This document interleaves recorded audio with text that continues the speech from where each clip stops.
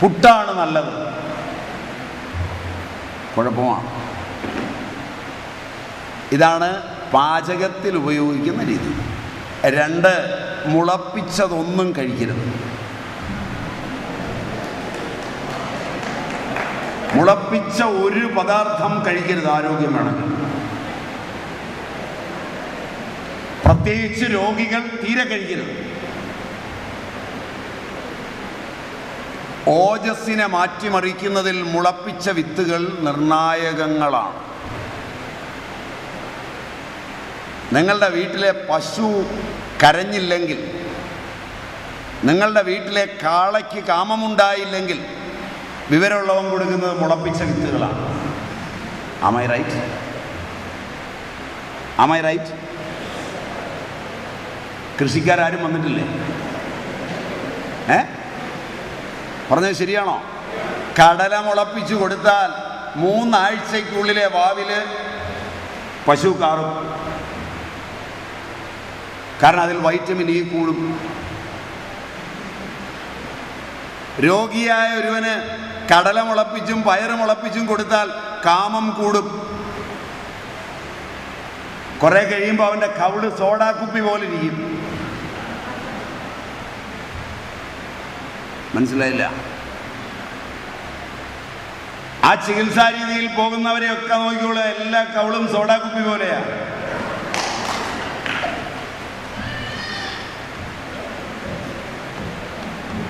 നിങ്ങൾക്ക് എന്നോട് ദേഷ്യം വരാം, വസ്തുത ശരിയാണോ എന്ന് നോക്കിയാൽ മതി. മുളപ്പിച്ചതിൻ്റെ ഏറ്റവും വലിയ ദോഷം ലൈംഗിക വൈകാരികത കൂടുന്നു എന്നുള്ളതാണ്.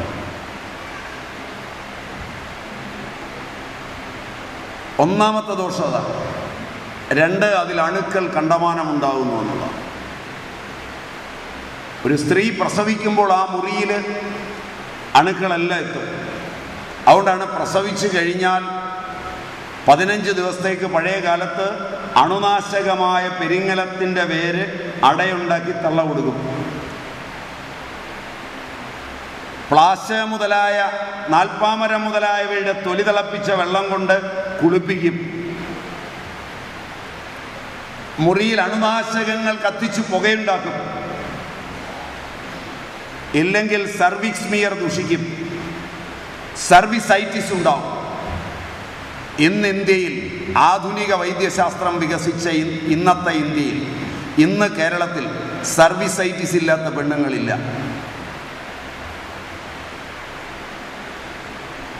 തിരുവനന്തപുരം മുതൽ കൊല്ലം വരെ RCC സ്റ്റാറ്റിസ്റ്റിക്കലായി നടത്തിയ അന്വേഷണത്തിൽ 100% സർവീസൈറ്റിസ് മലിഗ്നൻ്റാണ്. 100% സാമ്പിൾ സർവേ ആണ്. വിവരാവകാശം വഴി നിങ്ങൾക്ക് അപ്ലൈ ചെയ്യാൻ, മേടിക്കാം. കണ്ടതുകൊണ്ടാണ് പറയുന്നത്. ഇത് പഴയ അമ്മമാർ തടഞ്ഞത് വെറും പെരിങ്ങലത്തിൻ്റെ വേരുകൊണ്ടാണ്. തീട്ടപ്പെരുമരം, പെരിങ്ങലം, തീട്ടപ്ലാവില, പെരുക്, ഇങ്ങനെയൊക്കെയുള്ള പേരിൽ അറിയപ്പെടുന്ന ഒരു ചെടിയാണിത്. വട്ടത്തിൽ ഇലയുള്ള ഹനുമാൻ കിരീടമെന്നും പറയും, വെള്ളപ്പൂവുള്ളത്.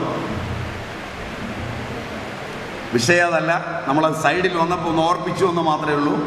ഇതുപോലൊരു വിത്ത് മുളയ്ക്കുമ്പോൾ അണുക്കളല്ല എത്തും. കൃഷി ഉണ്ടെന്നാ ഒന്നതെന്നല്ലേ കൈപൊക്കി കാണിച്ചത്. നെല്ല്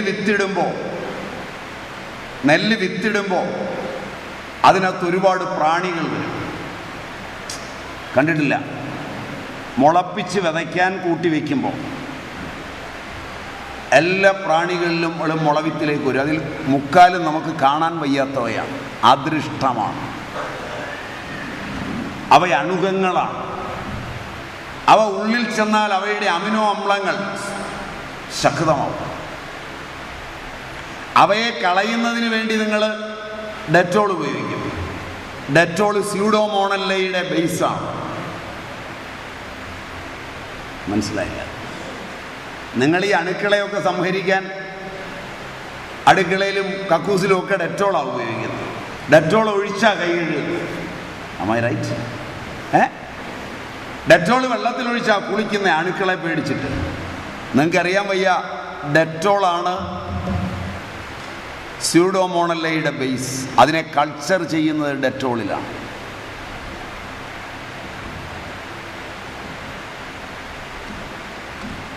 ഇതാണ് ശാസ്ത്രത്തിൻ്റെ ദുരൂഹത. നിങ്ങളെ പറ്റിക്കുകയാണ് എല്ലാ അർത്ഥത്തിലും. അതിനാണ് ഈ കമ്പാർട്ട്മെൻ്റലൈസേഷൻ. കോമൺ സെൻസ് നഷ്ടപ്പെടുകയും ഭാഗികമായി അറിയുകയും അറിഞ്ഞിട്ട് അഹങ്കരിച്ച് നടക്കുകയും ചെയ്യുമ്പോൾ അതിനിടയിലൂടെ പറ്റിക്കാൻ പറ്റുന്നു എന്നുള്ളതാണ് ജനാധിപത്യവും മതേതരത്വവും. ഇതിന് പകരം നല്ല പോലെ ചിന്തിക്കുക. മുളപ്പിച്ചത് കഴിക്കരുത്. ഏതൊക്കെ കഴിക്കാം? എന്നും കഴിക്കാവുന്നത് ഏതാണ്? ഏത് രോഗിക്കും കഴിക്കാവുന്നത് ഏതാണ്? അങ്ങനെ വല്ലതും ആചാര്യന്മാർ പറഞ്ഞിട്ടുണ്ടോ? ശീലയെ ചാലി ഗോധൂമയവ ഷഷ്ടികജാങ്കലം സുനിഷണ്ണ ജീവന്തി ബാലമൂലക വാസ്തുകം പദ്യാമലകമൃദ്വീക പടോലീമുദ്ഗ ശർക്കര ഘൃത ദിവ്യോദക ക്ഷീരക്ഷൗദ്ര ദാടിമ സൈന്ധവം ത്രിഫലം മധുസർപ്പിഭ്യം നിശി നേത്രബലായച സ്വസ്ഥാനുവൃത്തികൃദ്യക്ഷ രോഗോച്ഛേദകരം ചയത്. അഷ്ടാംഗ ഹൃദയം മാത്രാശിതീയം 42-44. ചരകനൊക്കെ വളരെ ഗംഭീരമായിട്ട് അന്നപാന വിധിയിൽ വളരെ ഗംഭീരമായിട്ടാണ് പറഞ്ഞിരിക്കുന്നത്. അതൊക്കെ എടുത്ത് പഠിക്കണം. ഏറ്റവും നല്ല അരി, ഒരു രോഗവും തരാത്തത് ചെന്നല്ലരിയാണ്.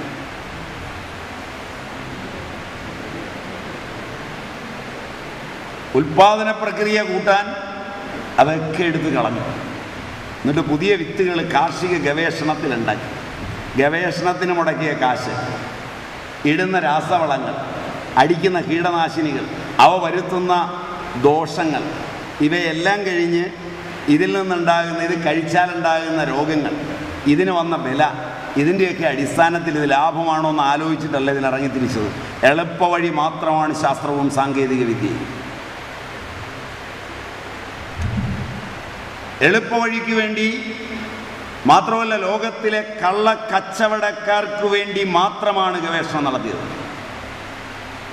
ജനങ്ങൾക്ക് വേണ്ടിയല്ല. ഇന്നുവരെ ജനങ്ങൾക്ക് വേണ്ടി ഒരു ഗവേഷണം കാശ് മുടക്കി ആരും നടത്തിയിട്ടില്ല. റോഡുകൾ വെട്ടുന്നു, വീതി കൂട്ടുന്നു. നിങ്ങളിൽ എത്ര പേർ, എത്ര നാട്ടുംപുറത്തുകാർ റോഡ് ഉപയോഗിക്കുക പോലും ചെയ്യുന്നുണ്ട്? ചോദ്യം മനസ്സിലായില്ല. കേരളത്തിലെ ആകെ ജനസംഖ്യയിൽ 10-15% മാത്രമാണ് റോഡിൻ്റെ ഗുണം വരുന്നത്, ഗുണഭോക്താവും. നാട്ടുംപുറങ്ങളിലെ സാധനങ്ങൾ ഇന്നലെ ഇതിനേക്കാൾ വില കുറച്ച് അനേകം പേർക്ക് പങ്കുവച്ച് കിട്ടേണ്ട ഉപഭോക്താവിൻ്റെ അടുക്കലെത്തി. അന്ന് വിലക്കുറവുണ്ടായിരുന്നു. പെട്രോൾ ചൂഴ്ന്നെടുത്തു, 2 ഹൈവേ ഉണ്ടാക്കി, അല്ലേ? 2 2 ഏതൊക്കെയാ? ഏതൊക്കെയാ 2 പ്രസിദ്ധ ഹൈവേകൾ ഏതൊക്കെയാ? ഒന്ന് നിങ്ങളുടെ പറമ്പൊക്കെ മുറിച്ചു വെട്ടിയ സൂപ്പർ ഹൈവേകൾ, മനസ്സിലായില്ല? 2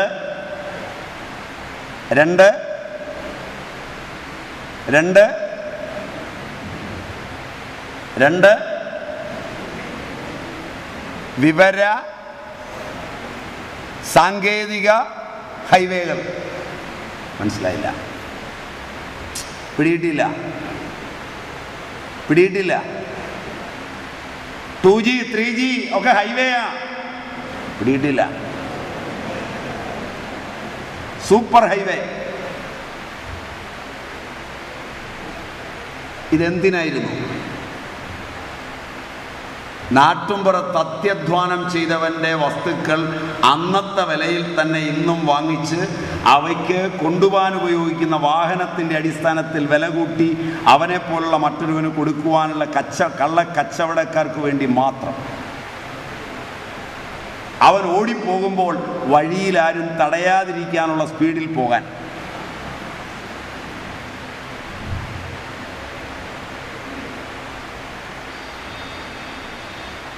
നിങ്ങൾക്ക് ആലോചിക്കാൻ നല്ലല്ലേ? ആ കാലം വന്നപ്പോൾ ശാസ്ത്ര സാങ്കേതിക വിദ്യകളെല്ലാം എളുപ്പത്തിലാക്കി. വീട്ടിലെ കിണറ്റിൽ നിന്ന് വെള്ളം പമ്പ് വെച്ച് മോളിക്കയറ്റി. വെള്ളത്തിന് 90 പൈസ വിലയായി. ആ വെള്ളം നിങ്ങളെ സംബന്ധിച്ചിടത്തോളം അതിനകത്ത് എലി വീണാലും കുടിക്കേണ്ട ഗതികേടിലായി. കിണറ്റിലാണെങ്കിൽ നിങ്ങൾ കാണും. അപ്പോൾ ആഹാരം കഴിക്കുമ്പോൾ എന്തൊക്കെ കഴിക്കാം? സമയമായി, അതുകൊണ്ട് ഞാൻ കഴിക്കാവുന്നതെങ്കിലും പറഞ്ഞു നിർത്തിയേക്കാം. അതിന് ഞാൻ 5 മിനിറ്റ് മുമ്പ് പറയണമെന്ന് പറയണം. 5 മിനിറ്റ് മുമ്പ് ഞാൻ തോന്നുന്നു. ആമൈ റൈറ്റ്? അതുകൊണ്ട് നിങ്ങൾ കഴിക്കുമ്പോൾ ചെന്നല്ലരി, ഗോതമ്പ്, യവം എന്ന് പറഞ്ഞാൽ ബാർലി, പടവലങ്ങ, വെള്ളരിക്ക, പഴയ കുമ്പളങ്ങ കെട്ടിത്തൂക്കിയിടണം, വെള്ളം വറ്റിക്കണം. പഴയ കുമ്പളങ്ങ, ബീൻസ്, ചീര, ഇതെല്ലാം എല്ലാവർക്കും കഴിക്കാം, ഏത് കാലത്തും കഴിക്കാം. ഇലക്കറികൾ സീസണിൽ മാത്രമേ കഴിക്കാവൂ, ഇല്ലെങ്കിൽ സ്റ്റോണാണ്. സീസണിലല്ലാതെ ഒരു ഇലക്കറിയും കഴിക്കരുത്. കിഴങ്ങ് വർഗ്ഗങ്ങൾ സീസണിലല്ലാതെ കഴിക്കരുത്. എല്ലാ കിഴങ്ങ് വർഗ്ഗങ്ങളും ഒന്നാമത് താമസമാണ്.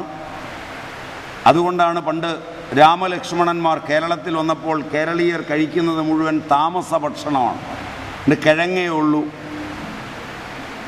അപ്പോൾ ഈ കിഴങ്ങന്മാരുടെ ഇടയിൽ എങ്ങനെ ജീവിക്കുമെന്നോർത്ത് ലക്ഷ്മണൻ അതിലൊരു കിഴങ്ങിനോട് പറഞ്ഞു മോളിൽ വിളയാൻ. കേട്ടിട്ടില്ല? അങ്ങനെയാണ് അടതാപ്പ് ഉണ്ടായത്. അടതാപ്പ് കേട്ടിട്ടുണ്ടോയെന്നറിയില്ല. കേട്ടിട്ടുണ്ടോ? അടതാപ്പ് എന്ന് പറഞ്ഞൊരു കിഴങ്ങുണ്ട്. ഉരുളക്കിഴങ്ങ് പോലെ ഇരിക്കും, മോളിലാണ് ഉണ്ടാകുന്നത്. അത് രാമൻ മോളിലുണ്ടായിടാന്ന് പറഞ്ഞപ്പോൾ ഉണ്ടായതായിട്ടാണ് പറയപ്പെടുന്നത്. അത് എല്ലാ വൈറ്റമിൻസും ഉള്ള സാധനമാണ്. അത് കഴിക്കാം.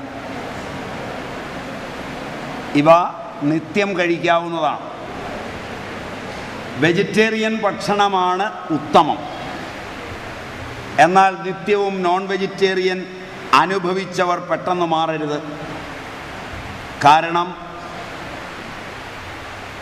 സാൽമ്യമാണ് ആഹാരത്തിൽ മുഖ്യം. പ്രവരസാൽമ്യം, മധ്യമസാൽമ്യം, അവരസാൽമ്യം.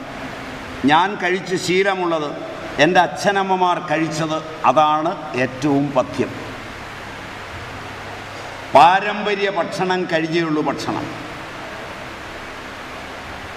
ഭക്ഷണം കഴിക്കുന്ന പാത്രം നോക്കണം. പാത്രം റിയാക്ട് ചെയ്യുന്നവയാകരുത്.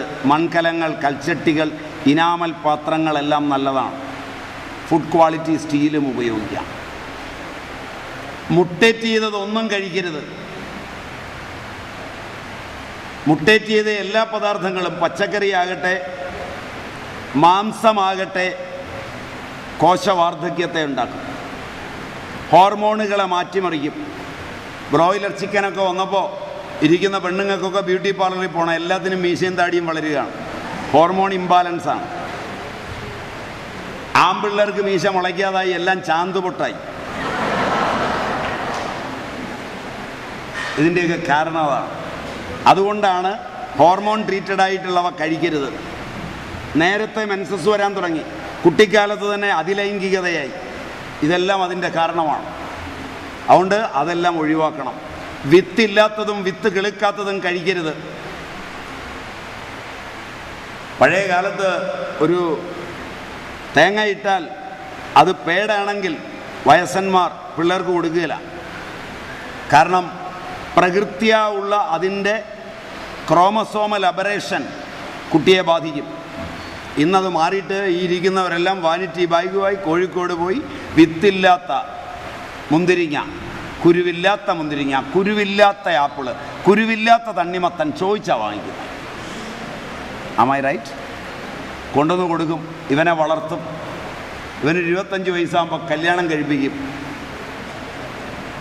ഇവനും വിത്തില്ലാത്തവനാവും.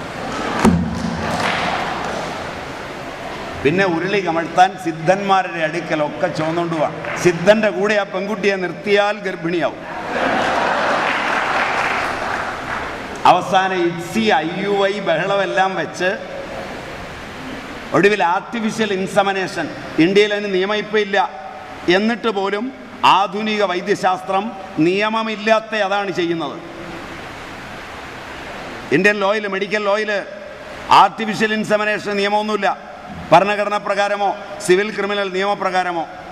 നേരെ മറിച്ച് നാരദൻ്റെ സ്മൃതിയിലുണ്ട് നിയോഗി, നാരദൻ്റെ കാലത്തുണ്ട്.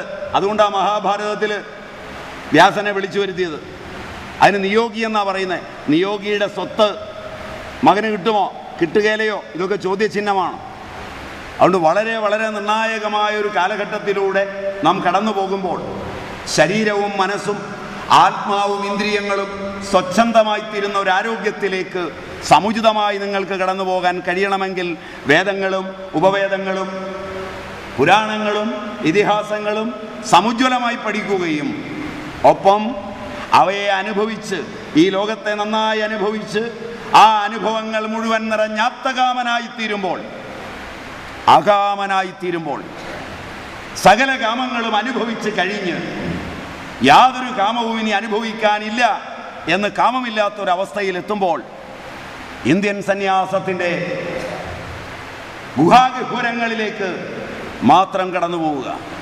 അതിനു മുമ്പ് കടന്നു പോകുന്നതും അതിനു മുമ്പ് നിങ്ങൾ കാമനകളെ മുഴുവൻ പരിത്യജിക്കുന്നതും ഈ രാജ്യത്തിന് മാനമായിരിക്കില്ല, അത് ഈ രാജ്യത്തെ ശ്രേയസ്സിലേക്ക് നയിക്കില്ല എന്നുറച്ചു വിശ്വസിച്ചുകൊണ്ട്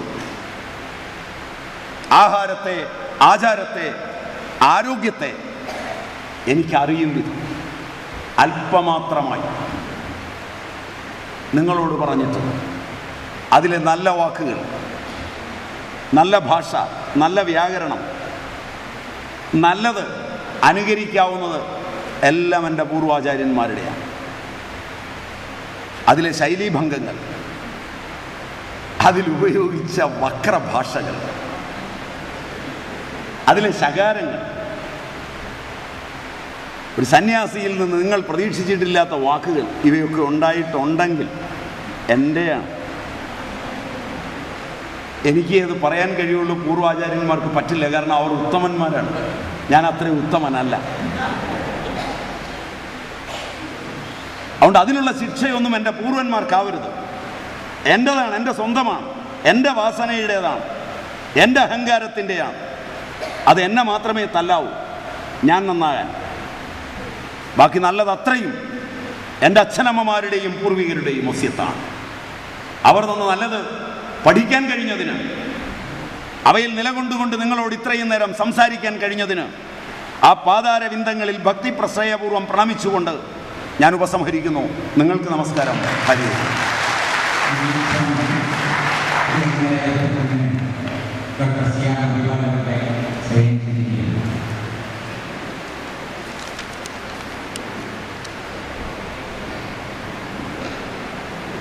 ആഹാരം, ആരോഗ്യം, ആചാരം എന്ന കുറിച്ചുള്ള സെമിനാറിൽ അധ്യക്ഷത വഹിച്ച ഭാരതീയ വിദ്യാഭവൻ്റെ ചെയർമാനായ ഡോക്ടർ കെ മാധവൻകുട്ടി സാറിന് ഹൃദ്യമായി നന്ദി പറഞ്ഞുകൊള്ളുന്നു.